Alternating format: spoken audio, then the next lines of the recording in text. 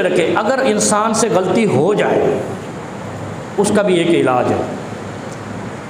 حضرت آدم سے جیسے غلطی ہوئی تھی، ایک دعا بتائی ہے، یہ دعا آپ اپنا وظیفہ بنا لیں۔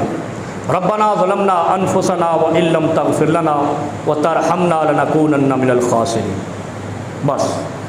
اور دوسری ایک دعا ہے، مختصر کرتا ہوں، یہ میں نے عید والے دن بھی بتائی ہے، یہ بھی وظیفہ ہے، استغفر اللہ الذی لا الہ الا هو الحی القیوم واتوب الیہ۔ یہ دعا اس کے لیے ہے کہ جو انسان دلدل میں گر جائے، بڑے قتل کر دیے، بڑے زنا کر لیے، بڑی چوریاں کر لی، بڑی کرپشن کر لی، میرے کو تو کوئی رستہ ہی نہیں واپسی کا، واپسی کا رستہ یہ ہے۔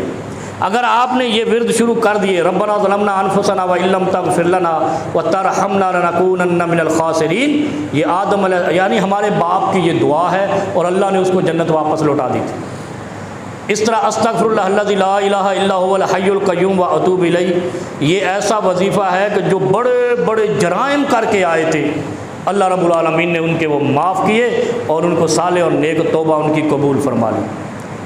اگر آپ سے رمضان میں سمجھو کہ نماز پڑھنے کی توفیق بعد میں نہیں ہو رہی، یہ دو پڑھنا شروع کر دیں، یہ دونوں دعائیں پڑھنا شروع کر دیں، آپ بیٹھ ہی نہیں سکیں گے، یہ میرا ایمان ہے، یقین ہے اس پہ۔ آپ بیٹھ ہی اٹھ کے آنا شروع ہو جائے گا، چلو یار مسجد چلتے ہیں، نماز اذان ہو گئی، نماز پڑھ کے آتے، خود کہیں گے آپ انشاءاللہ۔ اور اگر آپ گھر میں ہیں تو آپ کو گھر میں بیٹھتے ہوئے ایسے شرمندگی سے